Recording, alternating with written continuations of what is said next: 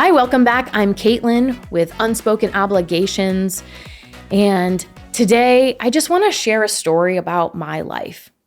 It's a part of me that has molded and shaped the way I think, the way I act, the way I behave. It's just a part of me that was part of my story. It's something that's really emotional for me, and I really don't like talking about it all the time. But I feel like it's important for you to get to know me a little bit deeper and to understand where I'm coming from my heart. And I hope that you take the positivity from the story and you don't think of sad things for me and my family, but instead you look at the optimism and the chance and the potential for the future, because the future is a beautiful one.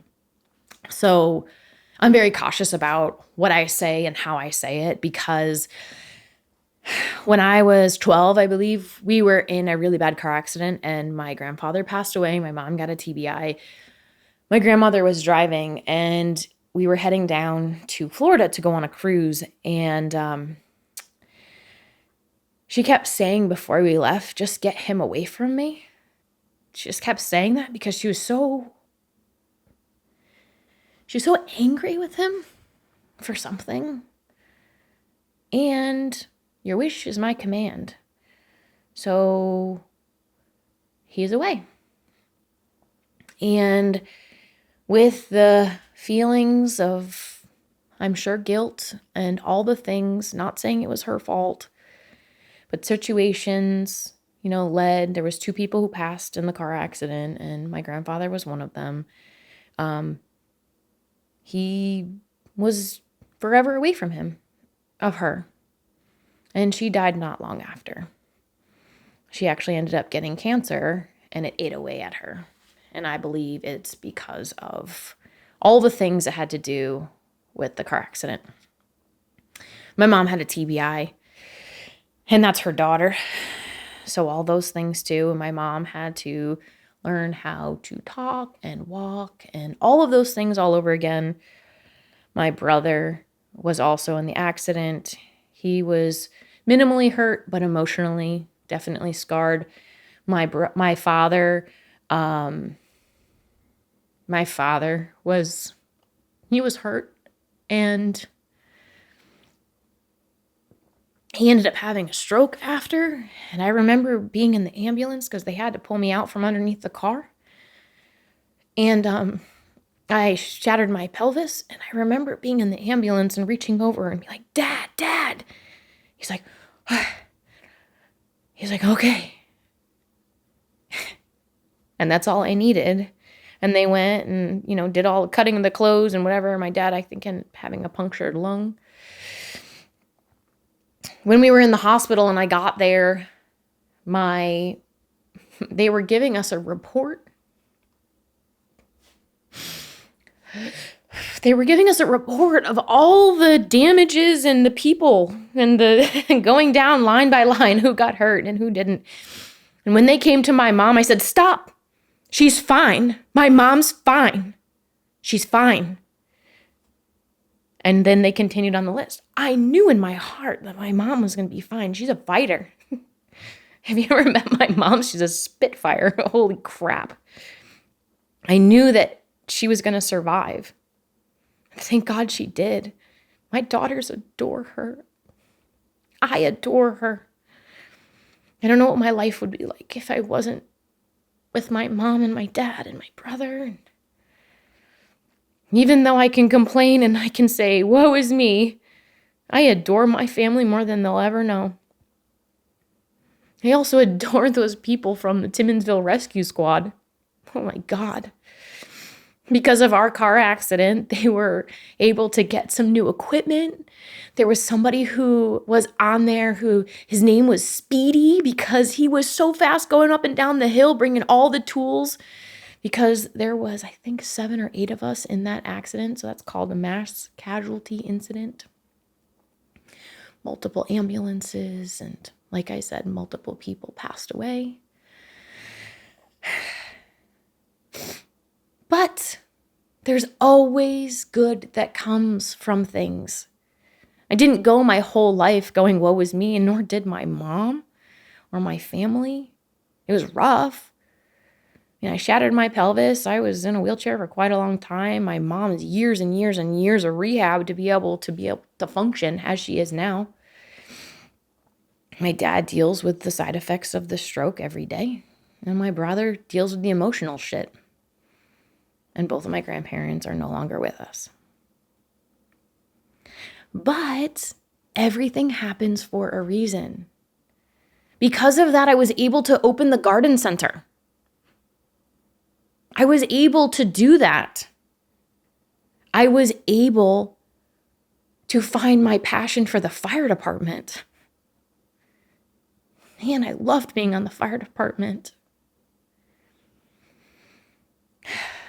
I was fire too, EMT, hazmat, all the things, and it lit me up. Fire investigation, that's my jam. I love it. So cool. But that allowed me the introduction into the respect and the honor that I have for those amazing men and women that saved our lives that day. And everybody else who does it on a daily basis too. Our firefighters, our police officers, our military. Man, it takes a special person. It takes a special person to be a business owner.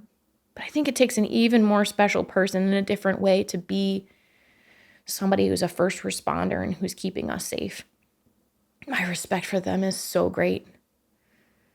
And being able to be exposed to all that stuff has just made me a stronger person.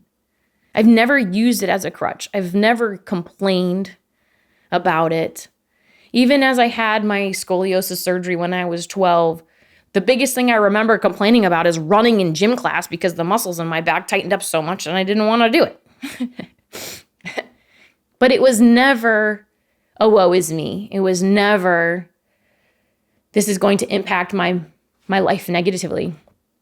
I think that comes from the upbringing that my parents taught my brother and I. My brother having cerebral palsy, he was constantly in different types of what they called challenger divisions back then. Baseball, basketball, soapbox, derby, so many group activities, and I was right there alongside of them. I didn't know any different. People are different, so what? I'm different. And I learned that each and every one of us is beautiful in our own way. And I think that that gave me such a strong passion for mankind and human, just the human existence, that I get to pass along at the garden center each and every day. To be able to see the people as individuals, whether they're employees or customers or clients or people who are just walking around because they need to be around flowers. Just like I need to be around Disney sometime. Just that piece of, because we don't sell flowers. I don't know if you realize that. We do not sell flowers at Larson's Garden Center and landscaping. We do not. We sell peace of mind, comfort, joy, sense of pride, sense of ownership and accomplishment, sense of peace and tranquility. I know these things because of the shit that I went through, but it doesn't hold me back. It's part of who I am. If I think about it, yeah, it makes me cry. I don't like thinking about it. But it's molded me to who I am and to where I'm going. And to remind me it's not that bad.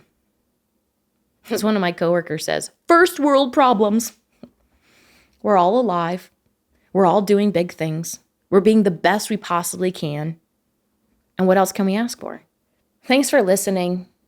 I just wanted to share this because it's an example of how things can be really hard, but it doesn't have to hold you back.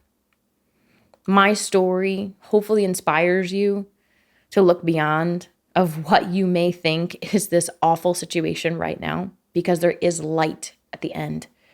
There is freedom and peace if you just keep walking.